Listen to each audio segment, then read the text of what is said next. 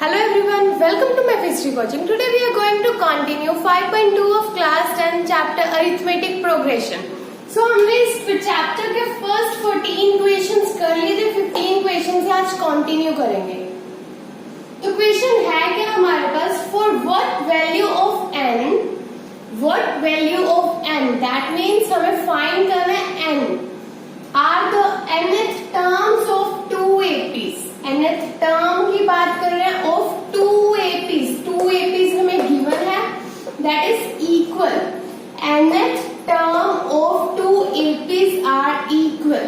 ठीक है, तो सभी को इसका फॉर्मूला याद होगा. क्या होता है हमारे पास nth टर्म का, an is equal to a plus n minus 1 into d. तो बात कर रहे हैं nth terms of two APs are equal.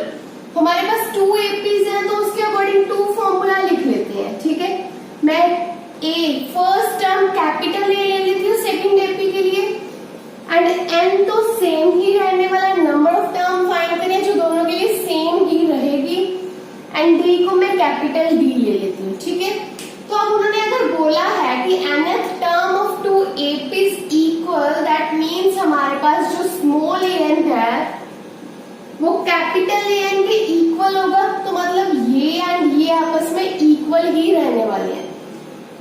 तो मैं यहाँ पे इसको कैसे लिख सकती हूँ, देखो अगर this is equal to this है तो मैं इसको स्मॉल an भी तो लिख ही सकती हूँ. ठीक है, अगर मैं इसको स्मॉल an लिख सकती हूँ, small an is equal to this and small an is equal to this, तो दिस इक्वल टू दिस हो जाएगा. अल्टीमेटली क्या बनेगा मेरे पास, a plus n minus 1 into d is equal to a plus n minus 1 into d. ठीक है, आपको आई होप आपको क्लियर होगा हमने क्या किया. nth टर्म जो इक्वल थी तो ये दोनों लेफ्ट हैंड साइड इक्वल थी तो राइट हैंड साइड को इक्वल लिख दिया. सिर्फ हमने यहाँ पे फॉर्मूला अप्लाई किया है. ओके, तो अब इन दोनों एपी के अकॉर्डिंग हम यहाँ पे वैल्यूज पुट करने वाले हैं. ये जो मेरी फर्स्ट एपी के अकॉर्डिंग है, ये मेरी सेकंड एपी के अकॉर्डिंग. तो फर्स्ट एपी के अकॉर्डिंग यहाँ पे स्मॉल a क्या है, फर्स्ट टर्म क्या है 63 प्लस n हमें फाइंड आउट करना है n minus 1 into small d. Small d is common difference. 65 minus 63 is 2. Okay, which is equals to capital A. Second AP की फर्स्ट टर्म क्या है 3 प्लस n हमें find करना है n minus 1 into capital D. इनका difference क्या है, 10 minus 3 is 7. That's it. अब आपको इसको सॉल्व करना है एंड n की वैल्यू फाइंड करनी है.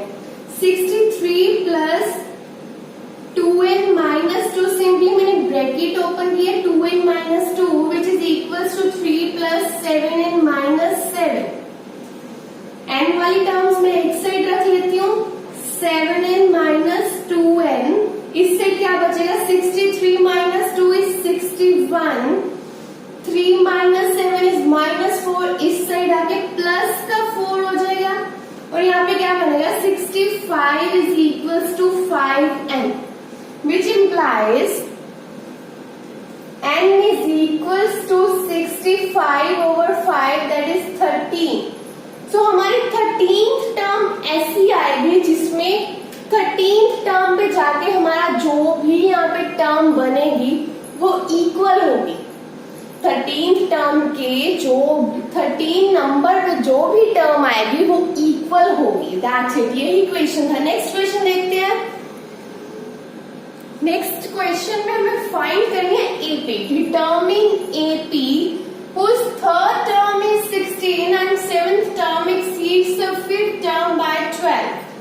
तो सबसे पहले हम जो फर्स्ट लेक्चर में किया था, क्या किया था, फर्स्ट टर्म को लिखते हैं A1 से, सेकंड टर्म को लिखते हैं A2 से, जो कि क्या होती है, फर्स्ट टर्म में मैं B ऐड कर दूं, कॉमन डिफरेंस. फर्स्ट टर्म में मैं डिफरेंस ऐड कर दूं तो सेकंड टर्म आ जाएगी. ऐसे ही थर्ड टर्म क्या होती है A3. अगर मैं फर्स्ट टर्म में 2 बार कॉमन डिफरेंस ऐड कर दूं तो वो क्या हो जाएगा, A3. सिमिलरली A4 में मैं फर्स्ट टर्म में 3 टाइम्स कॉमन डिफरेंस ऐड कर दूंगी, एंड सो ऑन. इस तरह से हम चलते जाएंगे a1 plus 5d, a7 is equals to a1 plus 6d। ठीक है, तो अब क्वेश्चन के अकॉर्डिंग देखते हैं क्या है। AP फाइंड करनी है जिसकी थर्ड टर्म है 16, means A3 is equals to 16। तो A3 को हम कैसे लिख सकते हैं, A1 plus 2D which is equals to 16। तो मेरे पास एक ये बात मुझे पता चल गई किससे, ये जो मुझे थर्ड टर्म गिवन है। And seventh term exceeds the fifth term by 12। Seventh term जो है मेरी वो फिफ्थ टर्म से 12 ज्यादा है। सेवेंथ टर्म ज्यादा है फिफ्थ टर्म से 12। तो मैं सेवेंथ टर्म में 12 माइनस कर दूं तो ये दोनों इक्वल हो जाएंगे, या फिर मैं ऐसे भी बोल सकती हूँ कि जो मेरी सेवेंथ टर्म है वो 12 ज्यादा है ना, तो मैं फिफ्थ टर्म में 12 ऐड कर देती हूँ। सेम थिंग, ठीक है, चाहे इस साइड माइनस करो चाहे इस साइड ऐड कर दो। ओके, तो मेरे पास ये इक्वेशन बन गई A5 plus 12 दिस। ठीक है, अब A7 को किस तरह से लिख सकते हैं। फर्स्ट ऑफ ऑल हम ये सारा काम कर क्यों रहे हैं इस क्वेश्चन में, हमें AP फाइंड करनी है, फर्स्ट टर्म फाइंड करनी है एंड कॉमन डिफरेंस भी फाइंड करना पड़ेगा, जो इस तरह से हम इजीली फाइंड कर पाएंगे। तो A7 को किस तरह लिख सकते हैं, A1 plus 6D which is equals to A5 को किस तरह लिख सकते हैं, A1 plus 4D and plus 12। ठीक है, अब इसको सॉल्व करेंगे। A1 इस साइड आएगा A1 तो क्या हो जाएगा 0। चलो D को मैं उस साइड ले जाती हूँ, 4D minus 6D plus 12 which implies A1 minus A1 will be 0 is equals to 4D minus 60 is minus 2D plus 12। 2D उस साइड जाके पॉजिटिव प्लस का हो जाएगा इज इक्वल्स टू 12, तो यहाँ से D इज इक्वल्स टू 6। अब हमें और क्या चाहिए, फर्स्ट टर्म भी फाइंड करनी है। वो फर्स्ट टर्म में इसमें D की वैल्यू पुट कर दी तो मेरे पास A1 की वैल्यू आ जाएगी। A1 plus 2 into 6 is equals to 16। A1 plus 12 is equals to 16, so A1 will be 16 minus 12 is equals to 4। तो अब मुझे A1 भी मिल गया एंड कॉमन डिफरेंस भी मिल गया। सो यहाँ पे फर्स्ट टर्म क्या आएगी AP की 4, सेकेंड टर्म क्या आएगी, मैं 4 में कॉमन डिफरेंस ऐड कर दूंगी, वो क्या बन जाएगा 10। मैं फिर से कॉमन डिफरेंस ऐड करूंगी तो 16, फिर से मैं ऐड करती जाऊंगी तो 24। एंड अब चेक करो आपको थर्ड टर्म क्या गिवन थी, 16। तो आपकी थर्ड टर्म भी 16 बन गई, आपका क्वेश्चन राइट है। ओके, नेक्स्ट फिर से मैं कॉमन डिफरेंस ऐड करूंगी तो 30, 36 अप टू सोन। आप इस तरह से AP फाइंड कर सकते हो, जो आपको फाइंड करने थे डिटरमिन AP। दैट्स इट, यही आपका आंसर होगा। नेक्स्ट क्वेश्चन देखते हैं। नेक्स्ट क्वेश्चन क्या है हमारे पास, find 20th term from last. ये ध्यान से देखना, लास्ट से बोल रहे हैं या बिगनिंग से बोल रहे हैं। From last term of AP this, 20th term find करनी है। आपके पास AP ये गिवन है ना, तो आपने लास्ट से 20th, तो इसके बैक आना है 19, 13 ऐसे करके आपने 20th टर्म फाइंड करनी है। सॉरी 1, 2, 3 इस तरह करके आपने 20th टर्म फाइंड करनी है यहाँ पे। तो आप कैसे करोगे, इसको करने के भी दो वे होते हैं। एक तो आप फॉर्मूला डायरेक्ट तैयार करो, एक और नया फॉर्मूला। तो रादर देन हम इसको मेथड से सीखते हैं फॉर्मूले से करने की बजाय। तो यहाँ पे देखो क्या करेंगे हम, जब भी हमें लास्ट से बोले, अगर बोला बिगनिंग से, या तो कुछ बोला ही नहीं या तो बोला बिगनिंग से, तो आपके पास फॉर्मूला होता है nth टर्म का, an is equals to a plus n minus 1 into d। ये सभी को पता है, ये बिगनिंग से करने का फॉर्मूला है। लास्ट से करने के लिए क्या करेंगे, अगर मैं इस AP को रिवर्स कर दूं तो वो मेरी बिगनिंग वाली फॉर्मूला बन जाएगा, बिगनिंग फॉर्म में आ जाएगी। तो इसको मैं रिवर्स कर रही हूँ, 253,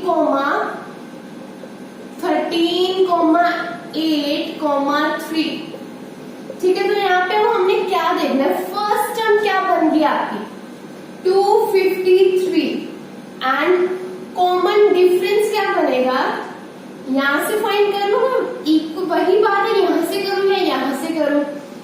3 - 8 इज इक्वल्स टू -5। ठीक है, तो मेरे पास ए एंड डी आ गया। अब मेरे पास इस फॉर्मूले में पुट कर लेती हूँ, वो क्या बनेगा, कौन सी टर्म मुझे फाइंड करनी है, 20th टर्म। तो n मेरा क्या हो जाएगा, 20 is equals to a is 253 plus n - 1, 20 - 1 into d मेरा क्या है यहाँ पे -5। तो यहाँ पे A20 is equals to 253 plus 19 into -5। तो A20 is equals to 253, 19 into -5 is -95। So A20 is equals to 253 minus 95 is 158. That's it. जो आपको फाइंड करना था, क्या फाइंड करना था, 20th टर्म फ्रॉम लास्ट। तो हमने लास्ट से ही फाइंड किया, वो अलग बात है। हमने इसको रिवर्स करके फॉर्मूले में क्रिएट कर फॉर्मूला बना लिया, बिगनिंग वाला फिर फाइंड कर ली। तो हमारे पास टर्म क्या बनी, 158। नेक्स्ट क्वेश्चन देखते हैं। क्वेश्चन नंबर 18 है, the sum of 4th and 8th term of an AP is 24। So हमारे पास यहाँ पे क्या है, A4 plus A8 is equals to 24, ये गिवन है। At the sum of 6th and 10th term, 6th term A6 plus 10th term A10 is equals to 44, ये हमें गिवन था क्वेश्चन में। नेक्स्ट हमने फाइंड क्या करना है, फर्स्ट 3 टर्म्स ऑफ एपी। तो यहाँ पे अगर हमने फर्स्ट 3 टर्म्स फाइंड करनी है, हमें सबसे पहले पता होना चाहिए a first term and common difference d पता चल रहा है, तो हम पूरी एपी फाइंड कर सकते हैं। यहाँ पे हमें क्या फाइंड करनी है, 3 terms.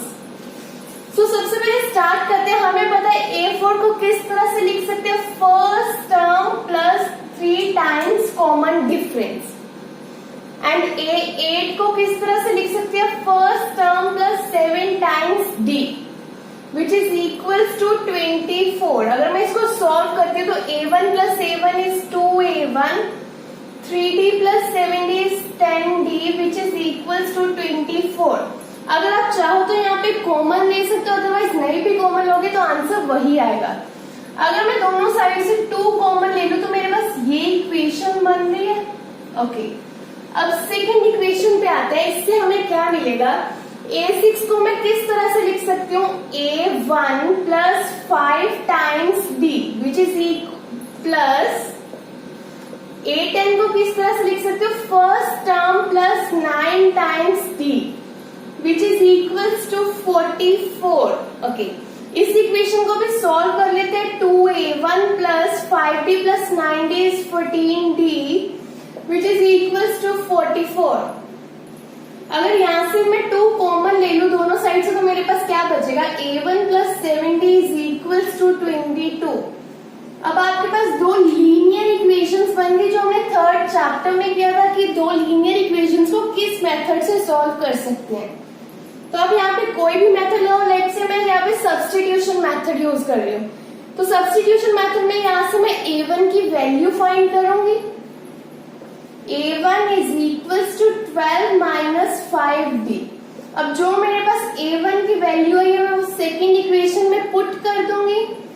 12 minus 5D plus 7D is equals to 22। 12 plus minus 5D plus 7D plus 2D which is equals to 22। So यहाँ से मेरे पास क्या बनेगा, 2D is equals to 22 minus 12, 2D is equals to 10, D is equals to 10 by 2 which is equals to 5। So मेरे पास D मुझे मिल गया। अब मुझे फाइंड करना है A। तो मैं A यहाँ से कैसे फाइंड करूं, किसी भी एक इक्वेशन में मैं D की वैल्यू पुट कर दूंगी तो मेरे पास A आ जाएगा। लेट्स से मैं इसी इक्वेशन में D की जगह पुट कर रही हूँ 5 इंटू 5 हो जाएगा यहाँ पे। सो मेरे पास क्या बनेगा, a1 plus 25 is equals to 12 which implies a1 is equals to 12 minus 25 which is equals to minus 13. So मेरे पास a की वैल्यू क्या आ गई यहाँ पे -13 and b is 5. तो इसको यूज करके मैं अपनी AP फाइंड कर सकती हूँ. वो कैसे करेंगे हम, फर्स्ट टर्म मुझे पता चल गई यहाँ पे क्या आ रही है मेरी फर्स्ट टर्म -30. जब मुझे सेकेंड टर्म फाइंड करनी है तो मैं -13 में अपना कॉमन डिफरेंस ऐड कर दूंगी. -13 प्लस 5 इज -8. फिर से मुझे जब थर्ड टर्म फाइंड करनी है तो मैं इसमें अपना कॉमन डिफरेंस ऐड कर दूंगी. वो क्या था, +5 विच इज इक्वल्स टू -3. तो इस तरह से हमने अपनी एपी फाइंड कर सकते हैं. यहाँ पे बोला 3 टर्म्स, तो हम 3 टर्म्स फाइंड करके वहीं पे स्टॉप कर देंगे. ये था आपका क्वेश्चन नंबर 8. नेक्स्ट वीडियो में हम इससे आगे कंटिन्यू करेंगे क्वेश्चन नंबर 19 एंड 20. अगर आपने हमारा चैनल अभी तक सब्सक्राइब नहीं किया then please subscribe it and press the bell icon. Thank you so much.